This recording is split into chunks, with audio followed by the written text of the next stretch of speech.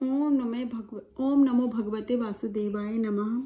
सो हम गीता डेक को कंटिन्यू करते हैं और जो आज का हमारा कार्ड है उसका नाम है डिटर्मिनेशन। पिक्चर्स को आप एक्सप्लेन करना, पिक्चर को please in the comment section. जो है ये है चैप्टर 2 वर्स 44, दैट इज अध्याय 2 श्लोक 44। I try to read this shloka, ठीक है। भोगत्स्वर्य प्रसत का नाम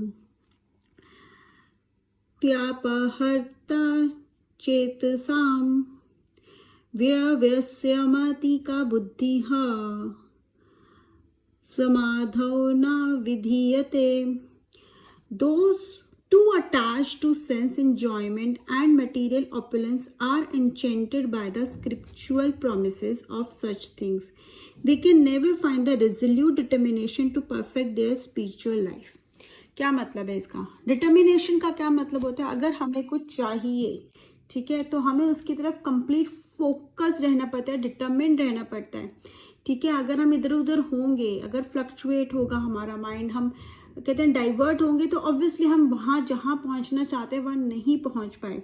तो यहाँ हमें क्या समझाया जा रहा है? बेसिकली क्या होता है ना कि आजकल, ठीक है, आजकल की दुनिया में क्या होता है, जनरली भी लोग ना, जो लोग बहुत ज़्यादा अटैच हो जाते हैं किस चीज़ से, इंजॉयमेंट में बहुत ज़्यादा हो जाते हैं, इन्वॉल्व हो जाते हैं, शामिल हो जाते हैं, मटेरियलिक ऑपुलेंस मतलब मटेरियलिस्टिक चीज़ें इकट्ठी करने में, उनको बढ़ाने में जो लग जाते हैं, वो क्या होता है, वो कहीं ना कहीं जो स्क्रिप्चुअल प्रोमिसेस हैं उनको समझ नहीं पाते, उनके लिए फर्म नहीं रह पाते, उनके लिए डिसीजन नहीं ले पाते, वो उतना उनको फॉलो नहीं कर पाते। अगर वो शुरू भी करते हैं, लेकिन because of all this distractions, materialistic world, enjoyment, senses, pleasures, इनके पीछे वो इतना वो हो जाते हैं कि वो उसको एक कितना प्रॉपर पाथ जो हमें फॉलो करना है, एक जो हम जो कहते हैं एक सात्विक तरह से हमें फॉलो करना है, वो नहीं कर पाते हैं।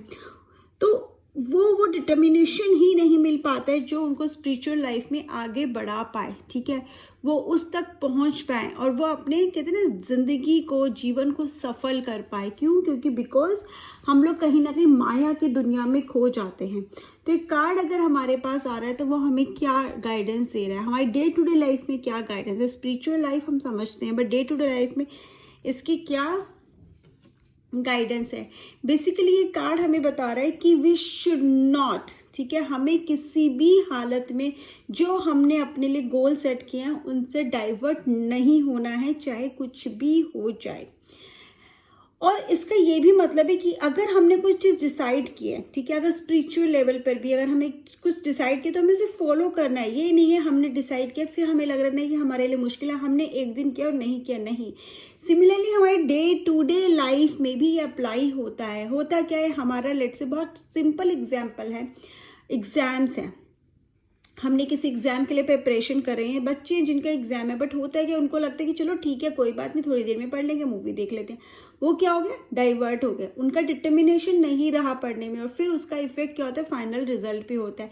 इसी तरह से हमारी जिंदगी में हमें लगता है चलो कोई बात नहीं, हम ये कर लेते हैं, क्या फर्क पड़ता है, हम कहते हैं ना अभी अपने पैसे कमाने पे ध्यान दे देते हैं, अभी हम यहाँ पे ध्यान दें, उसके बाद हम कर लेंगे। लेकिन हम भूल जाते हैं कि ये छोटे छोटे जो डाइवर्जन्स हमारी लाइफ में, तो छोटे छोटे जो हम भटक जाते हैं इधर उधर, उसकी वजह से जो अल्टीमेट रिजल्ट है ना कहीं वो हमें खराब करता है। तो हमारा फोकस हमेशा पता होना चाहिए हमें क्या करना है, उससे डाइवर्ट हमें नहीं होना चाहिए। हमारा डिटर्मिनेशन, अगर हमने कुछ डिसाइड किया है तो वो वैसे ही रहना चाहिए, ठीक है, उसमें प्रॉब्लम नहीं आनी चाहिए।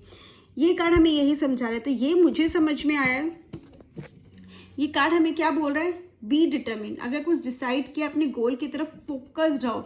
अगर ये कार्ड रीडिंग में आ रहा है तो कहीं ना कहीं आपका फोकस हिल रहा है, कहीं ना कहीं आपका ध्यान इधर उधर जा रहा है, कहीं ना कहीं आपको लग रहा है कि शायद नहीं आप ये छोड़ दो, गिव अप कर दो, या फिर आप सोचो कोई बात नहीं, थोड़ा सा ब्रेक ले लेते, क्या होता है, नहीं हम ये चीज़ कर लेते। कहीं ना कहीं कोई चीज़ ऐसी ज़रूर है जो आपको आपके अल्टीमेट गोल से भटका रही है, आपको संभल जाना है।